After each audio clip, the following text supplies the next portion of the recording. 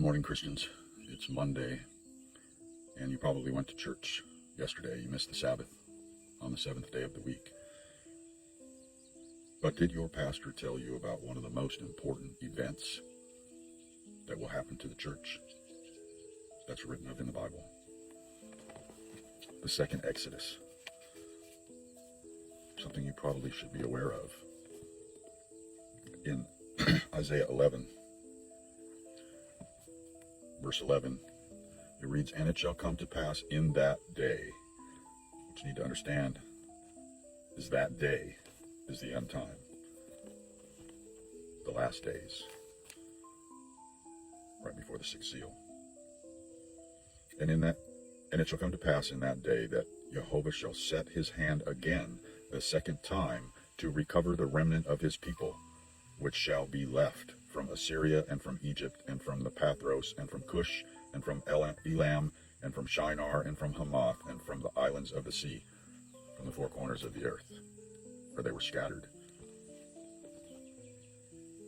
And he shall set up an ensign for the nations, and shall assemble the outcasts of Israel, and gather together the dispersed of Judah from the four corners of the earth. Because they were scattered. They are the diaspora. Jeremiah 23 also talks about the second Exodus. "Therefore, behold, the days come, says Jehovah, that they shall no more say, Jehovah lives, which brought up the children of Israel out of the land of Egypt. But Jehovah lives, which brought up and which led the seed of the house of Israel out of the north country and from all countries whither I have driven them, and they shall dwell in their own land." What you got to realize about Jeremiah is he was writing 100 years, at least 100 years after the northern 10 tribes were scattered. So there was no house of Israel. He's talking about the seed of the house of Israel. Those people that were scattered to the four corners of the earth are in Western nations. They're in our churches. They claim to be God's people. That is the house of Israel. And there's been no second Exodus. We still talk about the first one. Jeremiah 31. Verse 8, "Behold, I will bring them from the north country and gather them from the coasts of the earth, and with them the blind and the lame, the woman with child, and her that travails with child together. A great company shall return thither.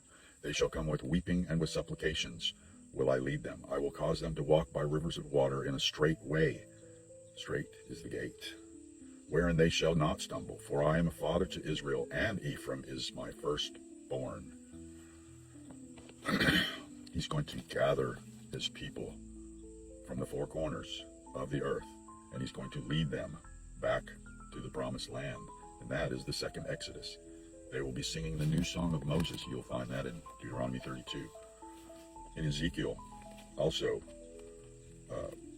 speaks about the second Exodus in chapter 20. Let's see. Verse 34. "And I will bring you out from the people, and will gather you out of the countries where ye are scattered, with a mighty hand, and with a stretched out arm, and with fury poured out. And I will bring you into the wilderness of the people," just like the Hebrews went through the wilderness when they left Egypt. "And there will I plead with you face to face." So, this event hasn't taken place yet, but this is the end times. That's why he sent his watchmen to warn you to return to the Holy Covenant, the 10 Commandments, to eat biblically clean, keep your vessel from all abominations. Pig is an abomination. Why do you think the Messiah cast the demons into the swine? What was he showing you? Don't eat that shit. It's not food. "And love your neighbor as yourself." The commandment that he came to magnify. You no longer have to stone your brother for sin. Now you can rebuke them. Leviticus 19:15 through 18 tells you how you love your neighbor as yourself. Keep the 10 Commandments. Eat clean. Fulfill the royal law. James 2:8.